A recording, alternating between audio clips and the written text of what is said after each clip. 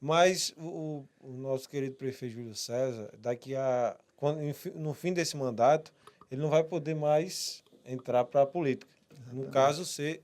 renovar para prefeito. Exatamente. É. Sugeriu um nome, cogita-se, que seria Dr. Márcio Henrique, para prefeito Uhum. da nossa cidade. A boa parte da população não terá doença e aquela parte que tiver, que vai ser menor, terá uma doença de menor gravidade. É isso que a vacina traz.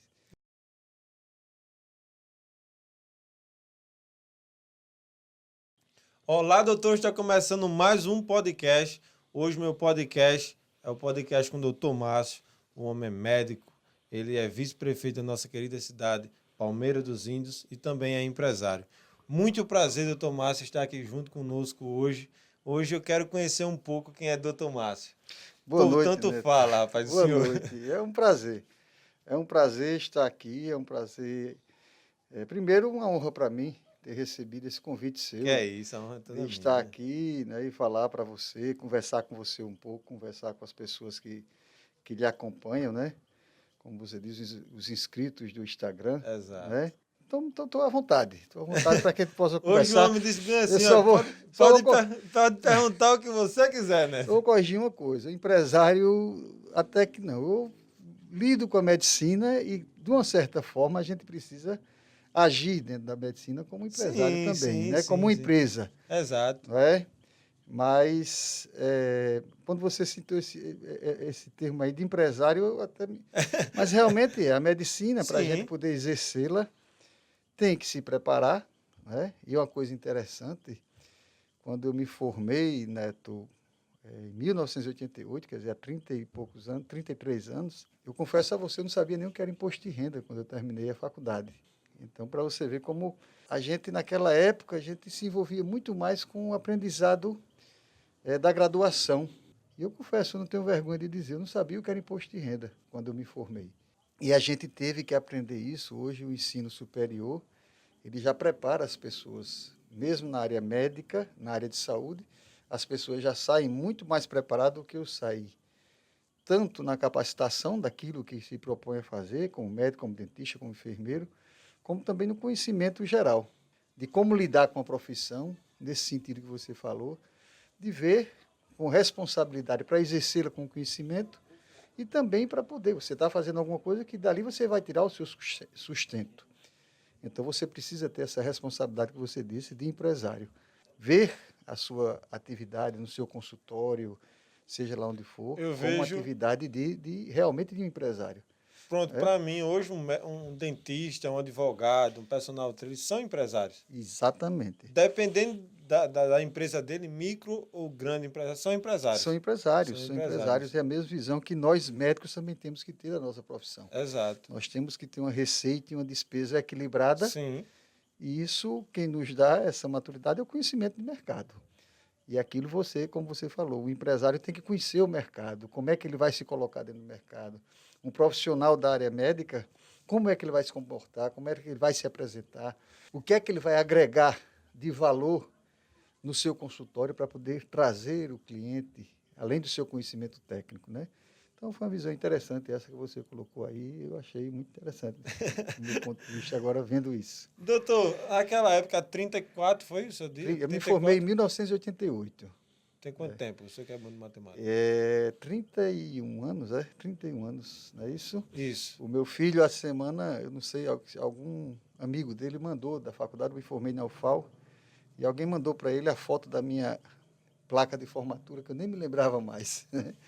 Estava lá, né, o meu nome, estava com 31 anos, de 88, né, 31 para 21, né? E o que foi que incentivou o senhor a se formar como médico? O Neto, eu acho que eu sempre senti a vontade de fazer medicina, né? Eu entrei na faculdade, tinha acabado de completar 18 anos, e eu sempre me imaginei como médico, atuando junto às pessoas, procurando ajudar e melhorar a saúde das pessoas, me disponibilizando, né, para poder diminuir a dor, né, do indivíduo. Eu sempre tive essa visão. E eu me lembro que nesse ano era uma tradição do colégio que eu estudei, o Colégio Santíssimo Sacramento, em Maceió. Eu estudei durante 15 anos, 13 anos no Sacramento. era tradição na época, as turmas de terceiro ano faziam uma viagem. Nós fizemos uma viagem, as 3 turmas, para Fortaleza. E na volta nós nos deparamos com um acidente na pista, uma colisão. E eu me lembro que eu fui para a linha de frente para ver, para ajudar. Né? Quer dizer, eu já tinha essa identidade. Na época eu ainda não tinha completado 18 anos, tinha 17 anos e pouco. Então, essa identidade com a área de saúde eu sempre tive e com a área de humanas eu sempre tive vontade. Eu não me imaginava em fazer outra coisa, apesar de na época do colégio eu gostar de matemática, gostar de química, de física. Ganhei um dinheirinho depois que eu terminei a faculdade, depois que eu terminei o ensino médio científico na época, né? Durante 1 ou 2 anos eu ensinei física e matemática, porque eu gostava, então tinha algumas turmas de amigos, né? De irmão de amigos e de primos e de minha irmã. Então eu passei uma época ensinando. Então, em algum momento me passou na cabeça será que é a engenharia que eu devo fazer? Mas não, a minha identidade era realmente com a área de humanas. E assim eu acredito que eu acertei, porque até hoje, com 31 anos, eu exerço a medicina com o mesmo amor e com a mesma vontade que eu sempre exerci, desde o início. Mas os pais do senhor tinham já relação com medicina ou Não, não, não. A minha mãe era professora, não? depois ela fez odontologia, uma luta muito grande, minha mãe já se formou, ela já tinha 3 filhos e no último ano estava grávida do 4º filho. E meu pai trabalhou, né, no antigo CESP, na área de laboratório, mas eu muito pequeno. Depois ele saiu, foi para outro ramo, mas na medicina não. Mas na área de saúde teve minha mãe que ingressou na odontologia. Ela fez odontologia, depois já era professora no estado e depois cursou odontologia com muita luta. Era professora de quê na época do estado? Era professora, acho que do ensino, na época, isso faz muito tempo, acredito que ensino básico, não sei nem Básico, como é, porque sim. muda tanto, né? Vários Muda nomes que o tanto, povo vive botando mas nisso. mamãe foi professora estadual no estado, do governo do estado, e depois passou a ser odontóloga, passou a ser dentista. Hoje Né? o senhor atende aqui em Palmeiras dos Índios? Eu atendo, meu consultório é em Palmeira, meu consultório particular é em Palmeira. Né? Eu também sou concursado na prefeitura de Arapiraca, já acredito que há uns 15 anos eu trabalho em Arapiraca, no núcleo de tuberculose. A tuberculose, o Programa Nacional de Tuberculose, ela tem unidades, né? Unidades primárias, terciárias e secundária e terciária. E Arapiraca tem uma unidade terciária de tuberculose. E eu trabalho nessa unidade já, acredito que há uns 15 anos já. Eu sou concursado na prefeitura de Arapiraca. Então, meu consultório é aqui e tenho esse vínculo com a prefeitura de Arapiraca. O senhor tem alguma especialização, não? A minha é na área de pulmão, Pulmão. doenças do aparelho respiratório, Rapaz, é uma área bem... e principalmente nessa época agora, Nessa né? época Nessa agora... época agora que está sendo a Covid, um dos órgãos que ela atinge é o pulmão, né? O aparelho respiratório. Houve né? muita procura, doutor? Ainda está tendo, Neto, né? E essa época agora, onde a pandemia teve um aumento muito grande, o que os especialistas dizem que o Brasil teve uma característica muito interessante. Ele saiu da primeira para a segunda onda sem ninguém perceber, porque você não percebeu que a primeira onda acabou, e estamos saindo da segunda para a terceira onda também sem ninguém perceber, porque elas não caem, né? A gente está sempre em um crescimento, em uma ascensão. E a gente está num período de muita procura, tanto dos pacientes com doença como aqueles com as sequelas das doenças.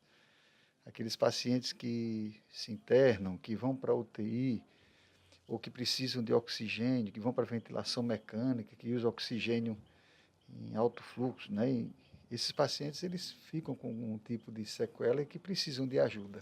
Qual a sequela mais comum que o senhor já viu aí? O que é que a gente está vendo hoje? Os pacientes que precisam de ventilação mecânica, que ficam no aparelho, né? Respirando com um tubo na boca, como popularmente o pessoal chama, esses pacientes podem desenvolver o que a gente chama de fibrose no pulmão. O pulmão pode ter cicatrizações e essas cicatrizações gerar algumas coisas, como, por exemplo, a dificuldade do paciente respirar, né? Depois ficar tendo cansaço. Mas acomete mais aqueles pacientes que precisam desse tipo de tratamento, com ventilação mecânica. Mas por que isso, doutor? Ele machuca esse tubo? Como é? Não, o tubo não faz nada. O tubo ele Tá. vai para curar, para tratar, para Levar fazer oxigênio. exatamente, para fazer com que o paciente se recupere. É porque esses doentes, eles vão para uma ventilação mecânica porque o pulmão está muito comprometido, Ah, certo. já pelo vírus. Então, o vírus que promove alterações no pulmão e essas alterações elas podem gerar consequências, né? Pode trazer a cicatrização, a fibrose. Então, são doentes que vão para a ventilação e até uma coisa interessante que as pessoas no dia a dia, a doença ela trouxe muito pânico, muito medo e ainda traz. Às vezes, Neto, tem pessoas que evitam ir para um hospital porque acham que ir para o hospital eles vão morrer.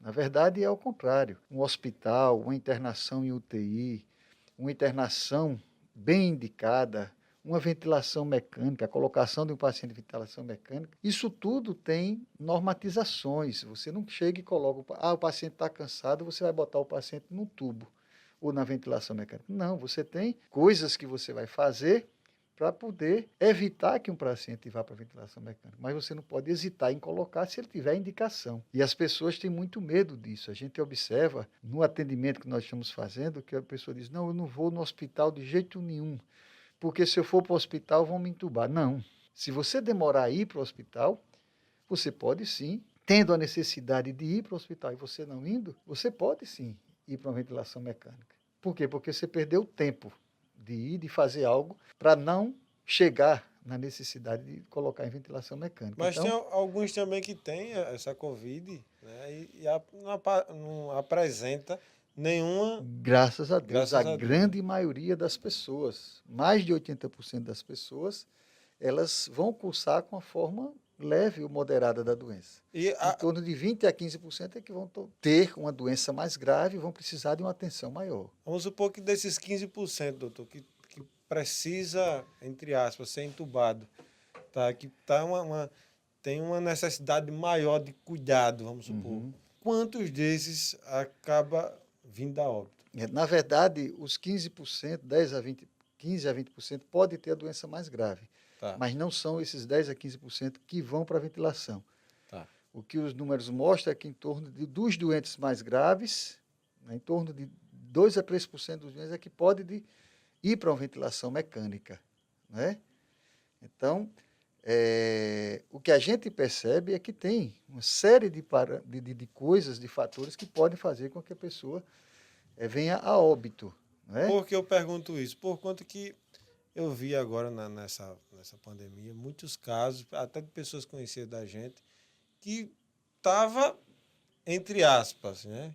Ninguém sabe como estava por dentro, bem, e deu entrada hoje e amanhã veio a óbito. Eu digo a você, Neto, que é uma doença realmente que pega você de surpresa. Muito agressiva, não É tá? agressiva. Mas existem coisas que é esse acompanhamento da pessoa estar atenta ao processo de evolução e não perder a hora de procurar. O que é que você vê às vezes? A pessoa percebe que está cansando e não procura o atendimento médico no momento certo. A gente não sabe, a Covid ainda tem muitas perguntas a serem respondidas com a Covid, muitas perguntas ainda. Será que existe algum fator genético que faz com que determinadas pessoas elas desenvolvam uma doença mais grave? Aqui na nossa cidade, que é uma cidade deste tamanho, a gente tem alguns exemplos de famílias que morreram 3 pessoas em casa, famílias que morreram 2 pessoas em casa, famílias que aquela família desenvolveu uma forma mais grave da doença, apesar de não ter morrido, mas desenvolveu uma forma mais grave. Outros desenvolveram uma forma mais leve. Então, tem uma série de condicionantes. Um paciente com Covid, que como os próprios relatos especialistas dizem, que você tem mais cuidado, é o paciente com uma idade mais avançada, que já mudou um pouco, hoje a gente já se preocupa com o paciente mais jovem, os pacientes que têm comorbidades, obesos, diabéticos, hipertensos, com doenças cardíacas. Então, esses pacientes, você já dá para ele uma atenção maior. E não pode perder este tempo de você tomar as atitudes certas no momento certo. E o susto, o medo, faz com que essas coisas sejam retardadas. E talvez isso também faça com que a doença tenha um desenrolar, vamos dizer assim, mais agressivo em uns do que em outros. Pessoas Isso. que não têm cuidado. O que o senhor acha sobre a vacina hoje que temos? Uhum. Pelo meu leigo conhecimento, a vacina hoje ela está não para evitar o Covid, mas está para amenizar essas agressões que, pelo meu É. entendimento, você vai falar melhor sobre isso. Tá para amenizar, tipo, no idoso. Ela não vem com tanta O que é agressividade. que os estudos mostraram e que mostram? Que a vacina ela vai fazer com que a grande maioria, até fala alguns trabalhos, de 100% dos doentes vão deixar de ter a forma grave da doença. Certo. Pode ter a forma leve da doença, como a gente já está vendo hoje.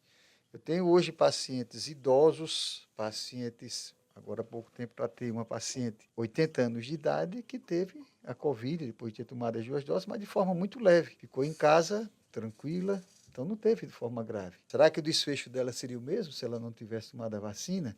Então a vacina assegura uma proteção contra as formas graves de doença e as pessoas vão ter formas leves de doença. Foi como também a H1N1 quando surgiu. Também causou uma polêmica muito grande, um medo muito grande, a vacina do H1N1, onde as pessoas, principalmente os idosos, eu me lembro que na época, quando surgiu essa vacina, era na época que, paralelo ao surgimento da vacina, estava o discurso de que a Previdência estava quebrada.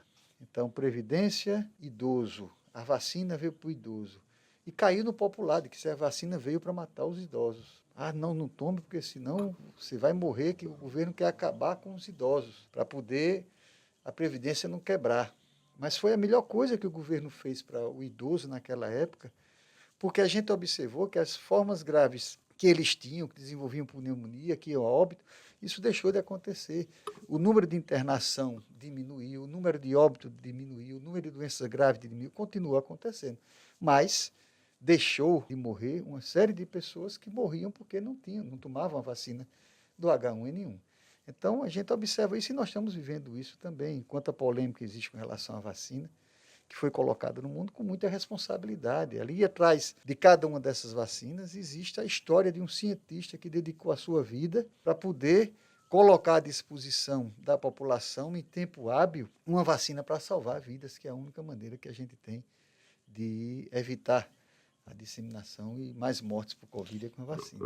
A vacina hoje, qualquer tipo dessa Johnson Johnson, Coronavac, seja lá qual for, ela ameniza essa é uma dúvida minha, tá? Ela ameniza a coisa ruim que tá acontecendo. Tem gente que tem um caso mais grave e ali ela vai estar ali, amenizando, ou ela previne de você não ter. A grande maioria das pessoas não terão doença. Certo. Não terão doença grave. Isso é o que assegura os estudos, né? Então, as pessoas deixarão de ter doença grave de Covid, a boa parte da população não terá doença, e aquela parte que tiver, que vai ser menor, terá uma doença de menor gravidade. É isso que a vacina traz. Entendi. Então, assegura uma proteção nas pessoas contra a doença grave, a grande maioria das pessoas deixarão de adoecer, e aqueles que adoecerem, adoecerão de uma doença mais branda, Entendi. de sintomas mais leves, ou menos agressiva. É isso que a vacina nos assegura e essa proteção que elas nos dá. A vacina hoje, eu acredito que ela já salvou muitas vidas. Já, Eu sou a favor da de vacina. certeza. Eu não sei se o senhor é, mas eu sou a Eu favor da sou a vacina. favor da vacina, defendo a vacina e eu acho que quanto mais a gente rápido vacinar, melhor a gente vai chegar. O Brasil já vacinou aí mais de 50 milhões de pessoas, né? Já chegamos aí dentro de uma perspectiva que teria para chegar em abril, nós chegamos agora, mas estamos caminhando, né? Qual foi o caso mais grave que o senhor já viu lá no consultório?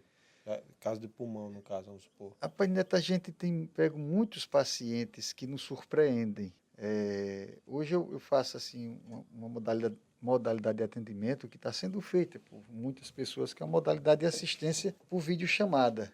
Então, ali você vai monitorando os doentes, ali você vai acompanhando os doentes, ali o doente vai mandando informações para você, ali você consegue surpreender essa mudança, como você disse, o paciente está bem daqui a pouco.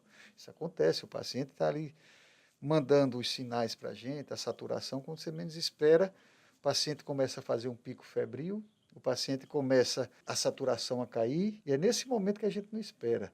E aí você tem aqui no nosso município, tem o Hospital Regional Santa Rita, que dá o apoio, tem a UPA, que dá um apoio, e aí é quando eu oriento o paciente, vá para uma avaliação presencial, porque esse doente, ele vai para um médico presencialmente e ali o médico vai definir, na UPA ou no hospital, qual é a conduta que vai ser tomada. Olha, você vai precisar realmente de internação. E aí conduz. Não, você pode ficar aqui, vai ficar uma observação, faz uma medicação, volta e continua com o acompanhamento domiciliar. Qual é, interrompendo o senhor, qual é hoje a medicação que hoje é dada Na no verdade, hospital? para nenhum paciente internado, quando você interna um paciente, você vai cuidar primeiro de um suporte de respiração, para ele respirar melhor. Tá. Então, suporte de oxigênio, e havendo a necessidade, você fazer uso de corticoide, você vai fazer antibióticos. Tem drogas aí de ação anti-inflamatória potente que hoje está sendo usada, que para poder você já sabe que é uma doença de uma agressividade, de um processo assim inflamatório muito grande, que ela promove alterações inflamatórias muito grandes no corpo da pessoa. Então, tem drogas hoje que já estão sendo disponibilizadas que foram desenvolvidas e pesquisadas e começaram a ser usadas com o tempo. E a gente tem o paciente internado, ele precisa fazer isso. É você quebrar essa cadeia de inflamação. E tem drogas hoje potentes para fazer isso. E a principal é dar um suporte de oxigênio para o paciente, para que ele possa respirar e sair desse processo mais agressivo que ele está. O que é que o senhor acha dessa suposta droga que dizem que ameniza ou até cura, chamada de hidroxicloroquina, essas drogas que a gente ouve muito escutar e muita gente já fez ingestão dela? Não faz, muita gente fez, muita gente faz, muita gente ainda usa. Tem profissionais na linha de frente que ainda usam a cloroquina, eu não uso a cloroquina. A gente tem orientações que são dadas e que você procura seguir. Você tem que ler, você tem que estudar. Agora, há poucos dias, teve o primeiro Congresso Brasileiro de Covid baseado em evidências. Foi muito importante, muitos especialistas dando orientação do que como você deve agir, como você deve fazer. É lógico que num processo desse, você não pode estar criando da sua cabeça algo para poder querer fazer, como a gente viu aí. Pessoas fazendo nebulização com cloroquina, sem nenhum trabalho, sem nem nada que. Então você tem que ter evidências. Eu sigo e procuro ler coisas que são de qualidade e que me permita tomar posições diante dos pacientes. Eu não uso cloroquina, mas eu tenho certeza que quem usa deve ter as suas evidências que façam com que ele coloque isso numa receita e prescreva para o paciente. Ele ali está querendo fazer o melhor dele, como eu também estou querendo fazer o meu melhor. Eu acho que nesse momento agora só que você tem que ter responsabilidade. No momento que você faz uma receita e bota ali o seu carimbo, você está dizendo que aquilo ali você está dando ao paciente autorização para ele fazer. Então você tem que ter a responsabilidade. Eu não faço e procuro seguir uma linha dada e orientada por especialistas e por pessoas que conhecem muito mais do que eu. Eu não estou aqui para inventar nem para criar nada. Eu procuro seguir pesquisadores e linhas de pesquisa que são dadas que me permitem tomar atitudes com responsabilidade com aquelas pessoas que me procuram. Eu acredito que um médico e um advogado, eles são para sempre, né, para sempre, o resto da vida deles, estudiosos. Eles têm que sempre se manter conectados, eles têm que sempre saber o que saiu de novo, né, para estar melhorando a vida daqueles que mais precisam. E principalmente, Neto, nesse momento que a gente vive. A gente falou do tempo da minha formatura, né? 33 anos. Na minha época, como é que você estudava? Os livros de medicina sempre foram muito caros. Então você tinha uma biblioteca pública, a biblioteca da universidade. Era ali que a gente ia buscar o conhecimento. Você tinha que ir lá fazer um cadastro, você levava o livro para casa. Livros em 1988 que tinham 10, 15 anos. Né? Muito poucos livros atualizados na universidade, na biblioteca da Universidade Federal que eu estudei de Alagoas tinha. Era isso que você tinha disponível.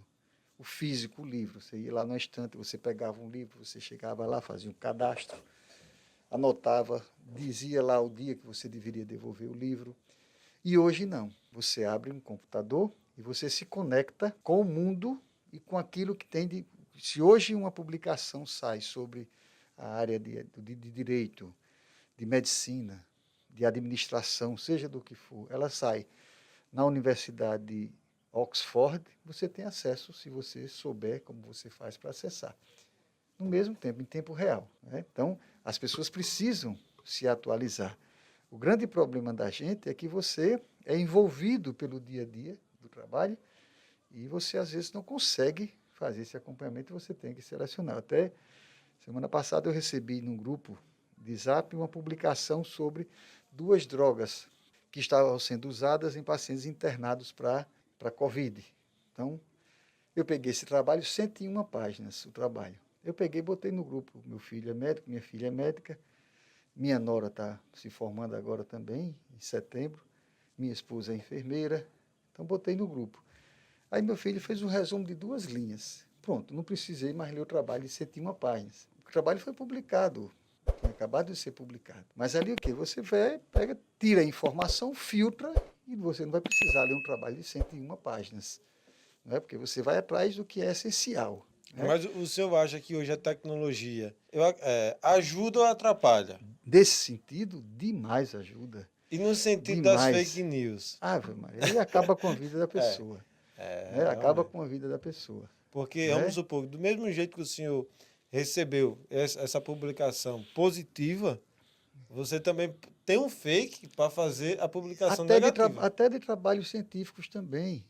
Até trabalho científico. Um trabalho científico, para poder ele ter, vamos dizer assim, a credibilidade de você pegar aquela informação e jogar ela no seu dia a dia, você tem que saber como ele foi construído. Exato. Né? Como é que ele foi construído, quais foram os parâmetros que foram usados, o que foi que ele fez. Você, às vezes, quer comparar uma medicação, o efeito de uma medicação, mas você pega grupos completamente diferentes e que sabe que aquela medicação pode fazer um efeito já diferente e dizer, essa droga não presta. Então, você tem até que ter essa qualidade de observar, a qualidade não, o cuidado de observar como uma publicação científica, seja em qualquer área for, de onde é que ela está vindo.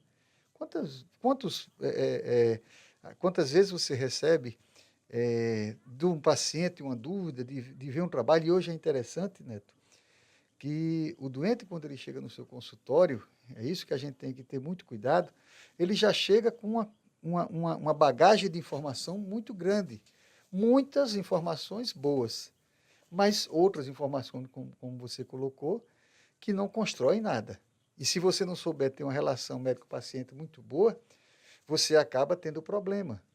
Porque, e aí acontece em toda a área, a pessoa quer se colocar diante de você já como um especialista. Eu até gosto de conversar, quando estou conversando com os colegas hoje, e a Covid principalmente, criou uma série de especialistas que leem só estampa da matéria, a chamada da matéria. Então, o cara pega ali, lê a chamada, e ali já tira as conclusões. Aconteceu agora há um pouco tempo com um paciente meu. Então você tem que pegar aquilo ali, ir para a matéria, ler e saber quais são os benefícios que ela está trazendo. Nesse sentido, é muito ruim de você não selecionar o que você vai ler e, a partir disso, não selecionando, você passa a ler coisas que não são boas para o seu dia a Não dia. soma, né? Não soma, Não exatamente. soma. Doutor, eu tenho outra dúvida, acho que um mito, não sei se é mito, se é verdade, mas é sobre medicação, tá? E eu sempre ouvi minha mãe falando, meus avós falando que uma medicação, supor, sei lá, para tosse, para gripe, ou seja lá qual for a medicação, ela faz bem para uma coisa e mal para outra? É uma pergunta assim, meia... Toda medicação, ela já traz na sua bula, né, os efeitos adversos, que variam de 0,001% a 1 a 10%, são efeitos, reações adversas que a pessoa pode ter. Mas são coisas que podem acontecer, mas que você não pode deixar de usar algumas medicações, porque você precisa daquela atuação que ela faz para beneficiar. Quando você chega a uma situação, por exemplo, eu lido com a tuberculose. A tuberculose tem uma série de drogas que traz muitos efeitos adversos, mas eu preciso controlar esses efeitos adversos porque o meu objetivo é tratar a tuberculose do paciente. Então, por exemplo, tem pacientes que desenvolvem uma coceira muito grande no corpo. Então você tenta primeiro tratar a coceira sem suspender o remédio. Mas se você não consegue, você vai buscar uma outra alternativa, que pode ser até tirar aquela droga e colocar outra. Mas você tem que fazer algo porque você precisa tratar a tuberculose. Qual foi a alta da tuberculose? Hoje a gente tem menos casos de tuberculose, ou Não, não? tem nada. É mesmo, doutor? É. Eu pensei, porque teve um surto uma Não, vez, não foi não, não, também não. de A tuberculose? tuberculose, na verdade, ela nunca deixou de existir muito. Você tem uma ideia? O nosso país, né, por ano, ele tem uma Palmeira dos Índios de tuberculose. Eita pega. Em torno de 70 a 80 mil pessoas por ano têm tuberculose. Por ano no nosso país morre um Belém. 5 mil pessoas morrem por ano. 4 a 5 mil pessoas morrem por ano de tuberculose. Então é uma doença que está presente muito no dia a dia. E a tuberculose, como a Covid, ela não conhece fronteiras, não conhece barreiras, não conhece classe social, ela vai em todo canto. Na minha vida de estudante e de médico, a primeira pessoa que eu vi na minha frente morrer de tuberculose, eu ainda como estudante, na época esposa de um grande empresário do estado de Alagoas. Ela morreu de tuberculose, sangrando, porque acreditava que não tinha doença. Doutor, Achava que não qual tinha. foi o tempo do pico? Teve um tempo, se eu não me recordo bem, mas teve um tempo que teve um pico de tuberculose que foi logo no começo, eu acredito. A tuberculose, na verdade, é uma doença que sempre matou muito e Sim. sempre criou muito estigma. Tem pessoas no dia a dia que não dizem o nome, pacientes que não dizem o nome. Isso é uma coisa interessante. Tá lá, não, eu peguei aquela bicha, peguei aquele negócio, mas não quer dizer o nome, porque ainda existe muito. Mas é uma doença que sempre matou muito. Tanto é que a Organização Mundial de Saúde, ela determina metas para si. Agora a meta é para tentar se erradicar a tuberculose, se eu não me engano, até 2030. Mas, infelizmente, com as coisas que vão acontecendo no mundo, nunca se consegue. E essas metas a gente vê sempre serem estendidas esse prazo. É uma doença que está muito relacionada, apesar de pegar rico e pobre, ela está muito mais condicionada à situação socioeconômica da pessoa. Ela comete muito mais o pobre, ela está na periferia. O maior foco de tuberculose no nosso estado ainda é na capital, na periferia da cidade. Ainda tem muita tuberculose. E ainda tem muita tuberculose que apareceu, aquela tuberculose que é difícil de tratar, que chama-se tuberculose multidroga resistente. Hoje a tuberculose ela tem um tratamento que ainda é de 6 meses. Se trata, a maioria dos casos de tuberculose se trata dando remédio durante 6 meses. É chamado ainda um tratamento de curta duração. Mas tem uma tuberculose mais grave, por um bacilo, o mesmo micobactéria tuberculose mais resistente às drogas iniciais, que você tem que dar remédio durante 18 meses para o paciente, usar drogas injetáveis para o doente. Então, por que isso? Porque a doença ela foi se agravando, as pessoas começam a tratar, deixam de tratar, abandonam o tratamento, que a gente ainda tem taxas elevadas de abandono de tratamento. Isso vai agravando e o bacilo vai ficando, vamos dizer assim, resistente. Aquelas drogas que você usa no dia a dia, elas não fazem mais efeito. Aí você tem que usar um tratamento maior. Doutor, logo no começo eu apresentei o senhor também como vice-prefeito da nossa querida cidade de Palmeira dos Índios. Com muito orgulho, com muito orgulho. E como foi, doutor, que o senhor entrou nessa de vice-prefeito da nossa querida cidade? A minha história como Quem foi que convidou o senhor? A história de vice-prefeito começou com a história de vereador, né? Eu e Júlio, nós somos vereadores juntos, né? Na eleição de 2012, começamos nosso mandato em 2013, nós fomos eleitos vereadores. O Júlio foi o mais votado, com 1.406 ou 1.407 votos, e eu fui o segundo mais votado, com 1.401 votos. E a nossa história começou aí. Fomos vereadores juntos, construímos uma história no Legislativo, e a partir daí o Júlio saiu candidato a prefeito, lançou o nome candidato a prefeito.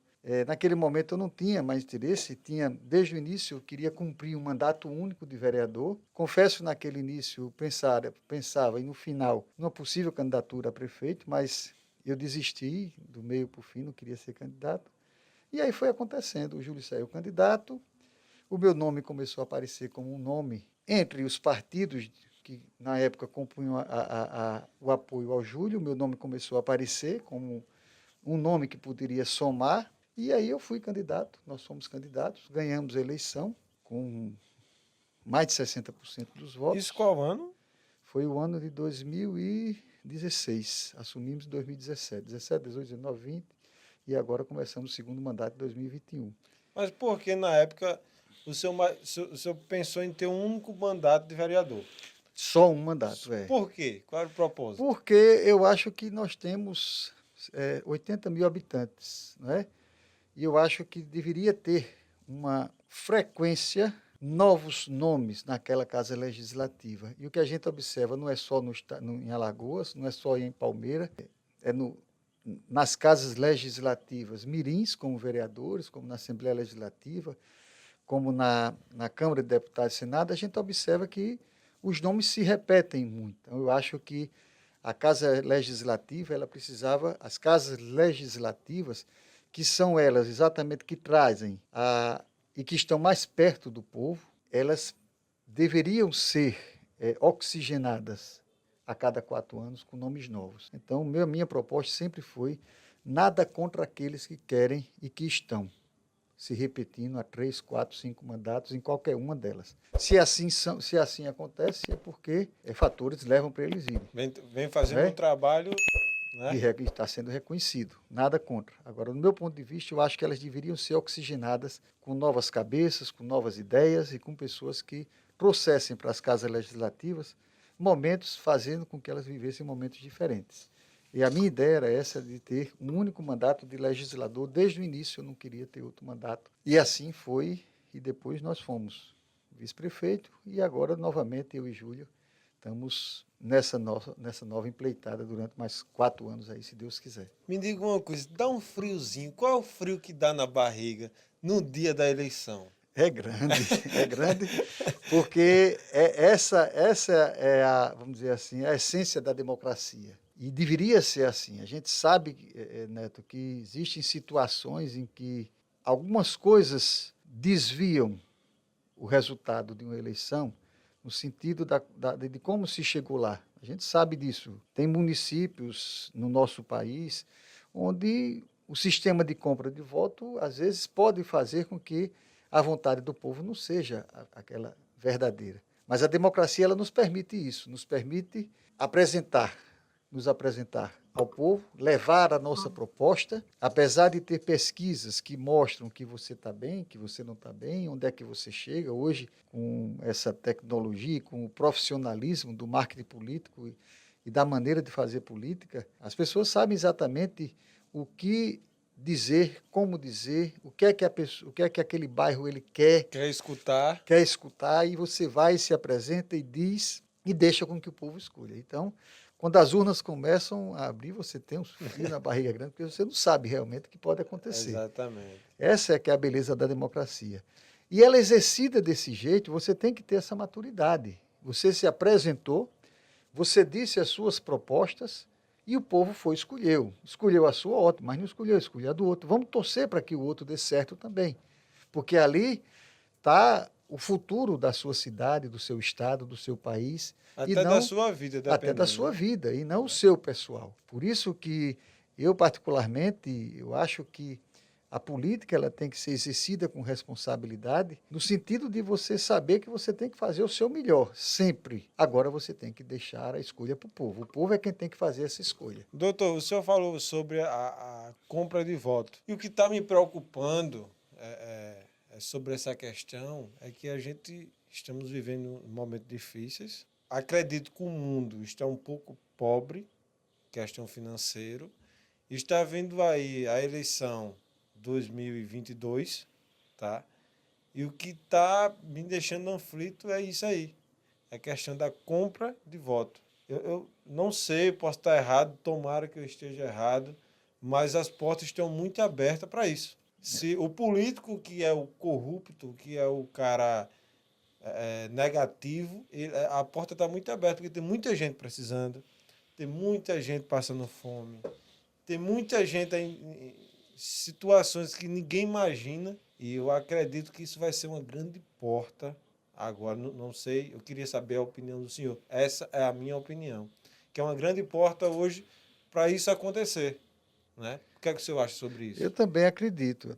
Quanto mais fragilizado está Uma o povo, a sociedade, sociedade, mais aproveitadores podem aparecer. Agora, cabe a quem quer praticar uma política com seriedade acreditar, e eu acredito na justiça, eu acredito que você possa fazer denúncias e que essas denúncias possam ser apuradas e que essas pessoas que por acaso utilizem neste momento, né, de do fragilidade, argumento né? de fragilidade para se aproveitar. E uma coisa interessante é que ele nunca usa o seu dinheiro. Sim. Ele usa o dinheiro que já é do povo, não é? É aquele negócio, é você tirar o direito do indivíduo para dar a ele o favor com o dinheiro dele mesmo. Isso é de uma deslealdade terrível.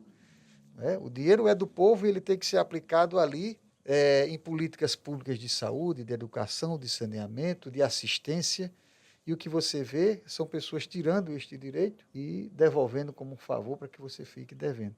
Então, cabe ao político que tenha essa visão séria acreditar na sua força de praticar e de se apresentar e acreditar também na lei.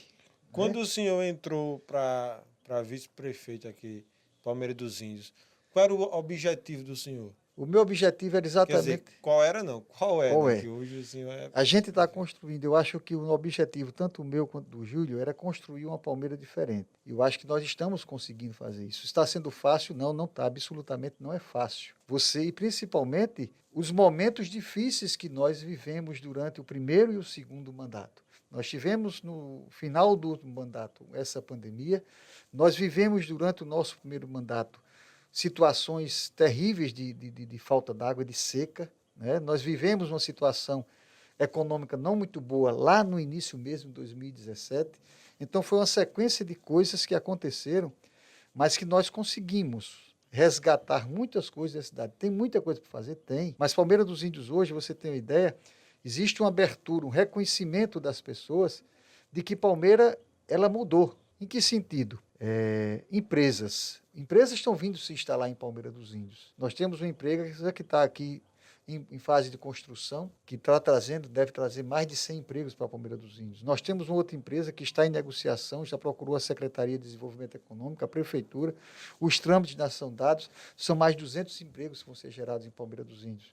Temos uma dificuldade que nós estamos passando com a pandemia, mas o governo, junto com o comércio, fazendo empreendimentos para se gerar empregos e se vender mais dentro do comércio de Palmeira dos Índios.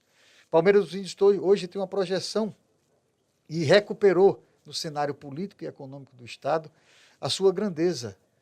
Você hoje tem em Palmeiras coisas que vocês não tinham.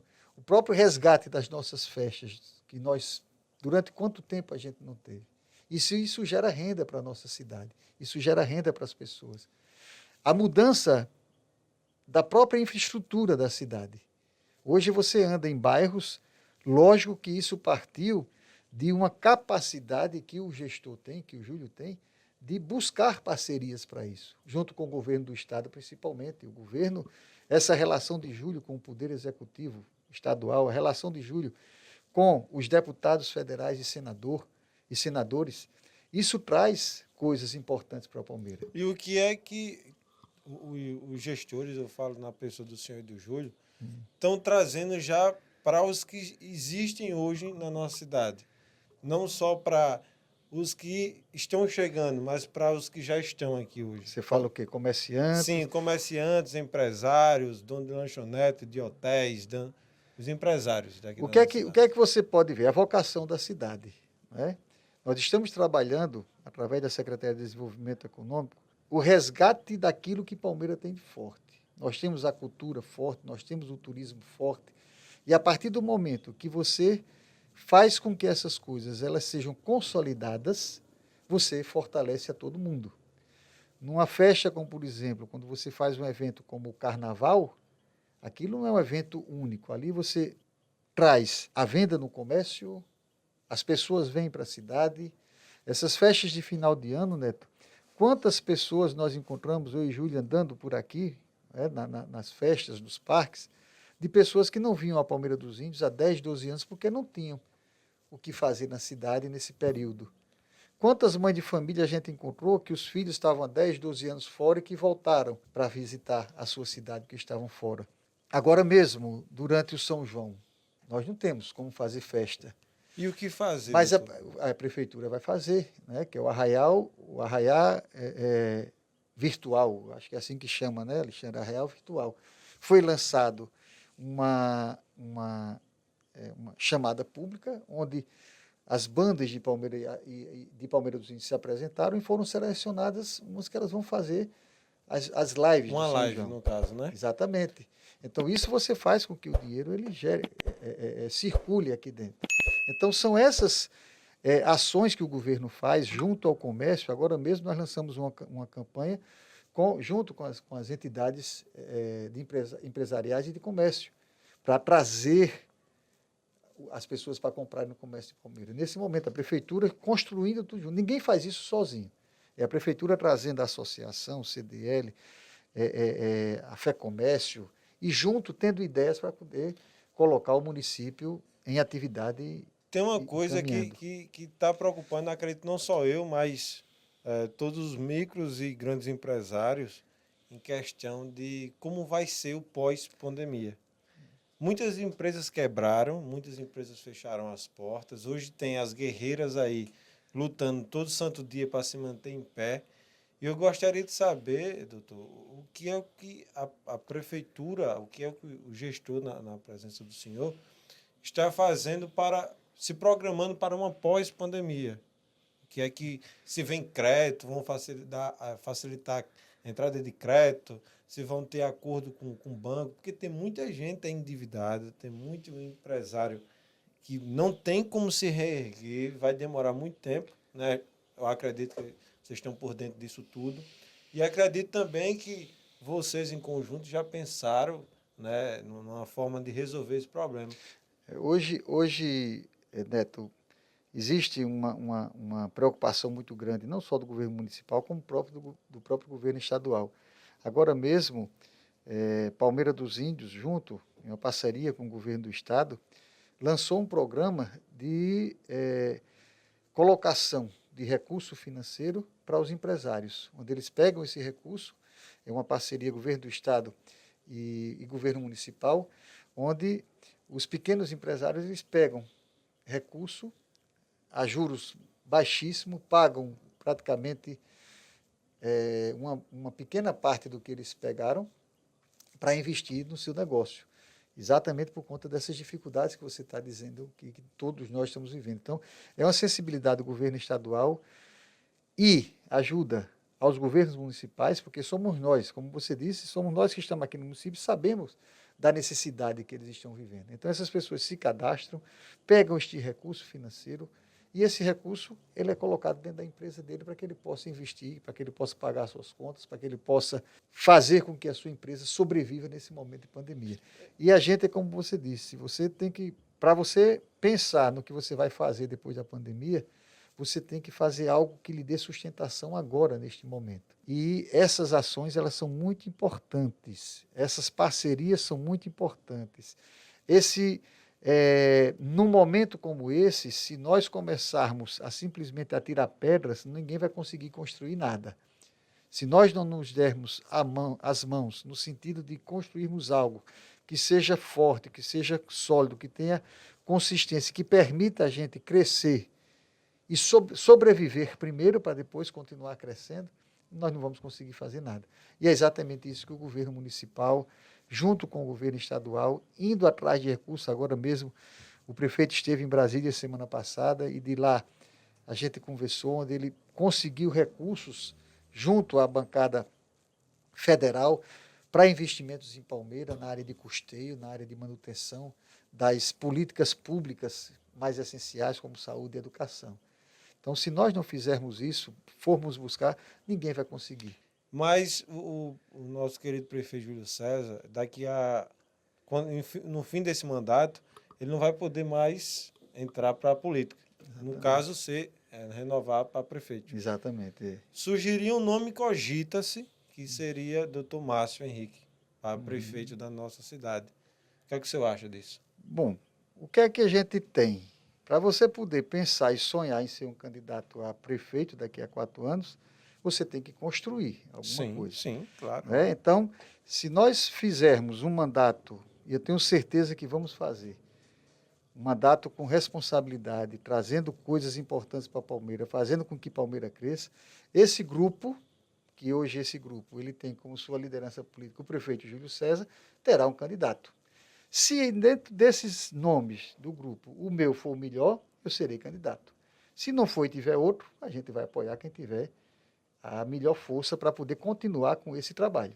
Se for o meu, eu vou. E se o senhor fosse um possível candidato a prefeito, o que o senhor mudaria hoje, certo? Que a gestão vem sendo pensada a 2, ou a 3, ou a 20 pessoas que estão por trás disso tudo. Mas o que é que o senhor hoje faria de um toque do Tomásio? Neto, a gente tem hoje, quando a gente tem amadurecido muitas coisas na gestão, existem coisas que é política de Estado. Sim. Ou seja, o que nós estamos fazendo como gestão, tanto o Júlio como eu, é criar coisas que as pessoas possam melhorar, mas não acabar. Um exemplo, nós temos um projeto de, em 2022, todas as escolas públicas de Palmeira dos Índios serem escola de tempo integral. Isso é política de Estado.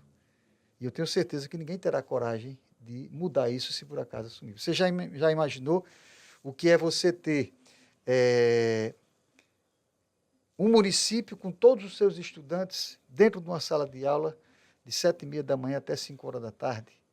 O ganho que esse município vai ter com a oferta de escola de melhor qualidade, escola que nós estamos hoje reformando. Nós temos escolas hoje, se você for na zona rural, você vai ver a qualidade das escolas que nós estamos construindo, que o município está construindo.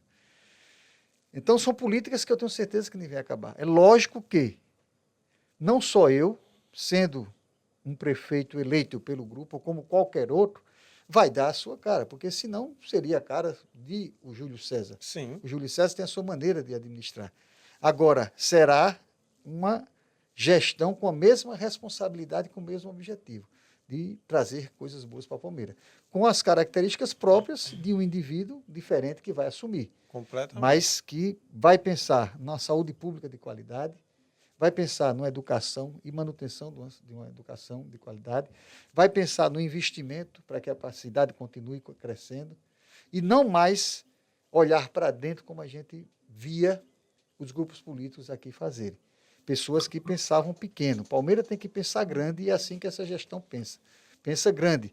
Palmeiras, hoje, ela está reconquistando, né, o seu protagonismo na região como uma cidade importante. É isso que nós estamos tentando fazer e resgatar. Eu trouxe o senhor aqui, como eu falei para o senhor quando assim que eu fiz o convite. Doutor, vamos lá falar um pouco sobre esse enfrentamento da pandemia, falar um pouco sobre a vida do senhor. E essas coisas sempre me deixam um pouco instigadas, sabe? Hoje, todo ser humano é obrigado a saber sobre Constituição, direitos e deveres.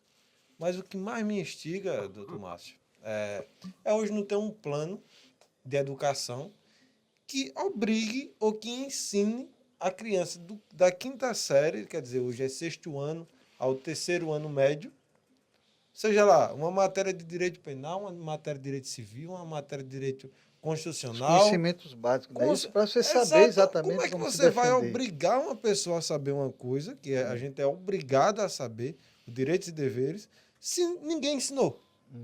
Porque eu tenho certeza absoluta que muita gente estudada, mas seja lá PhD em que for, não sabe todos os direitos e deveres. Não sabe não, sabe não. Não sabe. Tem muita gente que faz direito. Eu mesmo eu sou formado em direito, e mesmo assim eu não sei todos os direitos. Eu não tenho vergonha de dizer isso. Por quê? Primeiro, são muitas coisas. Como é que eu posso dizer? As palavras são muito complexas de entender. São tudo uma coisa...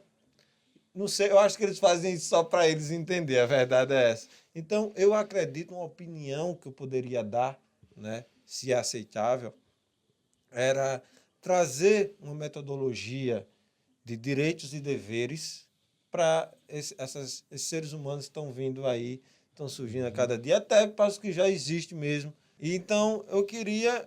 Isso era uma opinião minha, tá? se vai ser pego ou não. Mas eu sempre quis falar isso um pouco.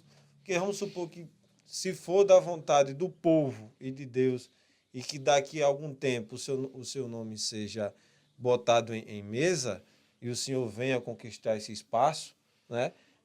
Seria uma boa opção para o senhor colocar isso Não, numa eu tenho pauta. certeza. Se você for analisar hoje, eu tenho certeza que a grade de ensino, né, das escolas públicas, sejam elas municipais, estaduais, né, elas têm na sua grade de formação algo que já coloque aquela criança diante dos seus direitos e responsabilidades como cidadão. Mas é muito pouco, doutor. É exatamente isso que eu queria dizer. O que precisa é que se tenha uma maneira de se explorar, e hoje a escola ela já tem, vamos dizer, essa habilidade maior de integrar aquela ideia que está ali dentro de um livro e fazer com que ela saia dali e ele consiga ver esta ideia dentro da sociedade. Esse trabalho talvez ele precise ser melhorado, né? E isso vai melhorando com o tempo, e eu digo a você, na época que eu me formei, o SUS tinha acabado de ser criado. Eu me formei em 88, o SUS tinha acabado de ser criado, poucos anos antes. Mas eu saí da faculdade sem saber nada do SUS, do Sistema Único de Saúde. Por quê? Porque não tinha dado tempo de colocar dentro da grade. Os concursos que eu fui fazendo depois, eles já tinham na sua formação e formatação o Sistema Único de Saúde. Mas eu não tinha visto na faculdade, eu tive que aprender depois, tive que ler, tive que me aprofundar, inclusive porque foi uma área que eu comecei a explorar, que eu fui secretário de saúde em Palmeiras em 97, 5 anos depois de ter deixado a faculdade. 5 anos não, né? 88, 9 anos, quase 10 anos depois. Né? 93, né? São 5 meses, foi em 93 que eu assumi. Não, 97 a 2000. 93 eu cheguei Mas, aqui. doutor, é como você está explicando, mas naquele tempo não tinha modernidade que tem Não, hoje. exatamente. Então, o que você precisa é exatamente isso, Neto, é você trazer o indivíduo, tirar o indivíduo dali da escola e colocar ele dentro da sociedade com aquelas coisas que estão sendo discutidas. E eu já acho que o ensino público já melhorou muito nesse sentido. Sim, Né? sim, não, sim. Agora, lógico, como você colocou aí, sempre a gente tem o que fazer para melhorar. Melhorar. Né? Sempre tem que fazer como não andar para frente. não é uma crítica, Não, né? mas, Não é crítica. mas toda crítica ela tem que ter um objetivo. É Né? mais um conselho do que crítica. É. Eu aprendi, o Fernandinho estava aqui ontem comigo, gravando, ele falou uma palavra que me deixou pensativo. Ele falou que a crítica, tem gente que fala crítica no sentido de colocar você para baixo, de querer atingir. Não, a minha aqui é mais um conselho. Um Que conselho. se fosse se eu tivesse a oportunidade, que eu não quero, mas se eu tivesse a oportunidade que o senhor está tendo, de ser um gestor junto com o Júlio e poder colocar isso em prática, uma melhoria, né? Que já vem, graças a Deus, vem crescendo bastante no rumo da educação. Isso é só um complemento. Isso vai melhorar cada vez mais, vai diminuir a criminalidade, vai diminuir muita gente mal educada, vai diminuir muita coisa porque a gente vai saber direitos e deveres. Não é que o cara sabe, todo mundo sabe que se pegar uma fruta do pé do vizinho sem a permissão é roubo. Isso todo mundo sabe. Na época da rede você não pegou isso, mas na minha época chamava de moral e cívica. Você não é dessa época, não. Mas Você não é dessa época. Acho que já não existia mais essa matéria quando você estudou. aí o que acontece? Todo mundo sabe disso, mas não é todo mundo que sabe, pelo menos no artigo 5º da Constituição. Quantos artigos tem ali? Se perguntar para uma pessoa, ela não Não sabe. sabe nada. Por conta que não tem isso com clareza. Você pegar um livro hoje, o Vadimeco, o livro é dessa largura, você ali, na faculdade, você não vê nem um terço daquilo. E o interessante, Neto, que tão importante quanto você conhecer algo é você fazer com que esse algo seja colocado em prática. Sim, sim, Não sim. adianta só você conhecer, ter a teoria sobre qualquer coisa e não colocar ela em prática. Exatamente. Quantas pessoas a gente sabe que conhecem muitas do direito, né? Da E não medicina, da do medicina e não dentista. colocam em prática. Né? Então, mais importante, o tão importante quanto você conhecer, era exatamente o que nós estávamos conversando, é tirar aquilo ali de dentro de uma sala de aula, das quatro paredes, de dentro de um livro ou de um computador hoje, e fazer com que o estudante ele perceba aquilo e ele sinta como ele pode colocar aquilo em prática no dia a dia. É isso que eu acho que... E o ensino hoje ele tem esse objetivo maior. Hoje um estudante, diferente da minha época, quando a gente ia para a faculdade, para o colégio, você sentava numa sala de aula, numa banca, e você tinha um professor lá na frente, onde só ele detinha o conhecimento e você estava ali só esperando que ele trouxesse para você e passasse para você as informações. Hoje é diferente. Hoje é um feedback. Um professor ele vai ensinar a matéria, mas ele sabe que ali sentado naquele banco tem pessoas que podem ter conhecimento dentro da área que ele está atuando em algum ponto que até possa saber mais do que ele. Exato. Né? Eu, de vez em quando, eu vou aqui na faculdade de medicina em Arapiraca, né, de freelance, me convidam para dar uma aula sobre raio-x, sobre tuberculose, né? E eu sempre vou com o conhecimento, mas eu sei que ali pode ter alguém que saiba mais do que eu alguma coisa de uma droga que foi lançada que eu ainda não vi, de algo de diagnóstico de tuberculose que não deu tempo eu ver. E você tem que estar preparado para isso. Exato. Né? Então, é uma questão de conhecimento. E que esse conhecimento hoje, ele não está mais restrito, por conta isso é uma coisa boa da tecnologia, ele não está mais...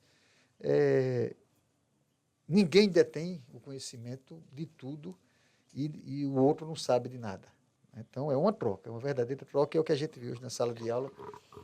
Eu, lá no Instagram, eu coloquei, Dr. Márcio vai estar lá, hoje lá no Doutor Podcast, muita gente gostou, muita gente. O senhor é aclamado, não é bajulando não, que eu odeio bajular ninguém, mas o senhor é muito aclamado, Obrigado. Muito respeitado. Muita gente disse que bom que ele vai estar lá, e a gente abriu uma caixinha de perguntas para fazer para o senhor, Certo. tá? E eu vou fazer, algumas perguntas eu já fiz, algumas perguntas eu já fiz, como se... O prefeito, que eu quero até ele, prefeito, Júlio César, se o senhor puder, tiver um tempinho aí na agenda do senhor, Já está. o senhor vem aqui. certeza que ele amanhã liga para você. O senhor tira um tempinho aí para o senhor conversar com a gente. Tem uma conversa, é o que eu falei para o senhor, convidei, isso aqui é uma conversa. Não vamos fazer política, isso daqui não é fazer, é para conversar sobre o assunto. Exatamente. Sobre o que é medicina, sobre o que é uma política, conhecer porque a sociedade deu oportunidade ao doutor Márcio a ser um vice, que às vezes um vice faz com que o cara perca a eleição, que a sociedade não aceite. Exatamente. Tudo bem que o conjunto político aceitou, mas se a sociedade não quiser, não tem para onde. Essa é a grandeza da democracia. Exatamente. Né? É um casamento, é o que a gente diz. O prefeito e o vice são um casamento. Exatamente. Ou todo mundo apoia ou vai ter um vai dizer. Onde existe respeito, mas existem as discussões. Sim. Né? Existe aqueles pontos que você diverge, pontos que você converge. Tem que ter a maturidade para você saber perder uma ideia, moldar a sua ideia e permitir que a sua ideia seja moldada, seja melhorada. É assim que é um relacionamento. Sim. Onde o objetivo maior qual é? É o município de Palmeira dos Índios. Não é o meu objetivo pessoal, nem o dele. O nosso objetivo é o município de Palmeira. Por isso que a gente tem que saber perder as nossas próprias ideias para construir algo melhor para Palmeira. As perguntas que eu fiz no Instagram, vocês fizeram, a maioria eu já fiz aqui. Que eu queria isso, um papo mais suave. E eu faço uma pergunta a todos os convidados aqui. Qual seria a frase que o senhor queria nas palavras? Deixa eu explicar. Não é que Deus me livre que eu quero que o senhor morra. Mas era uma frase que o senhor leva para a sua vida. Uhum. Gostaria de ter lá estampada. Uma frase de Jesus Cristo. Jesus Cristo. Fazer aos outros aquilo que quereis que os outros vos façam. Isso foi dito por Jesus. Que massa. Bem bacana. Era isso que eu queria que tivesse. O senhor gostou do nosso podcast? Eu adorei. Chama o Júlio lá para mim, por favor. Quando eu vi aquela mensagem sua, né? Eu digo, o que é isso daí? Que eu um podcast. É uma coisa nova, né? Um novo, uma televisãozinha por detrás, um negócio todo. Mas eu vou lá. Eu gosto de desafios, né? e é uma coisa nova, e eu fiquei satisfeito. Eu quero agradecer a você a oportunidade, né? Como você disse, tocamos em diversos assuntos. É lógico que muitos deles você poderia ter um aprofundamento maior, aprofundar mais, mas não é esse o Sim, momento. O sim, momento aqui sim. é de você ter uma visão global, Global. capilarizada, né? Exatamente, exatamente. Capilarizada das coisas. É isso aí. Eu só tenho a agradecer, né? Eu que Agradecer, agradeço, senhor. Muito viu? obrigado. Obrigado. Fazer assim com o senhor. Muito Eu obrigado que mesmo. agradeço, viu? E já manda, por favor, meu convite para nosso prefeito Júlio Vou falar César. com ele, eu tenho certeza que ele vai encontrar um tempo. Um tempinho. O que ele gosta na verdade, é a essência do Júlio, a Sim, comunicação, né? O Júlio é sim. jornalista, Jornalista, é né? claro. E ele chama muita atenção. Quando eu fechei esse negócio do Instagram, que ele chamou o Alexandre, Alexandre, bota aí no Instagram dele, aí Alexandre, tem mais Instagram? Ele disse, o quê? Você não tem? Eu mesmo tenho mais, né? Muito obrigado, Obrigado, doutor. Neto. Obrigado A também. gente iremos, já faço o convite para a sua volta aqui, para a gente falar depois sobre assunto mais específico, porque aqui foi um resumão, bem como o senhor disse a palavra, bem global, tá? Depois eu quero aprofundar mais assuntos, entrar bastante na pandemia, porque a gente não tem tanto espaço, nem tanto tempo. Mas se o senhor gostou, se o senhor depois quiser dar uma Não, voltada gostei. aqui, Essa hora que você me fizer o convite, eu me programo para vir. É um prazer, foi um prazer, na verdade, foi um muito prazer muito obrigado. grande estar aqui. Espero que não tenha sido agressivo em alguma Absolutamente, palavra. absolutamente. E, como eu disse a você, você tinha, de minha parte, a liberdade de fazer Exatamente. o que você quisesse perguntar, e como você me colocou também, se eu perguntar alguma coisa e não quiser responder, não responda, Não respondo. mas isso aí faz parte, é uma relação de respeito, Exato. Tem né? que ter Tem respeito. que ter Eu respeito. acredito em qualquer que seja a situação, você tem que ter pelo menos Exatamente, respeito pelo próximo. Né? exatamente. É Então, importante. eu acredito que houve aqui, pelo menos Muito. da parte do senhor para mim, eu acredito que houve. Não sei se é E da minha para o senhor. da sua parte para mim também, pode ter certeza Então, disso. muito Viu? obrigado. Já está aberto aqui para o senhor, a hora que o senhor quiser. Diga, Obrigado, Neto. Neto, preciso de falar sobre um assunto Oi, importante que vai agregar ao seu público. Só é mandar um ok que tá a bom gente estamos então. de portas abertas aqui Tá para o bom, senhor. Neto. Obrigado. Muito obrigado mesmo, A viu? satisfação é minha. Meu irmão, não, se inscreve no nosso canal, deixa o joinha e fala lá se você gostou ou não gostou do nosso bate-papo aqui e o que a gente poderia tocar em assuntos, porque quando ele vier aqui de novo, a gente iremos tocar nesse assunto. Então, desde já, muito obrigado. Espero que todos tenham gostado. Aquele forte abraço.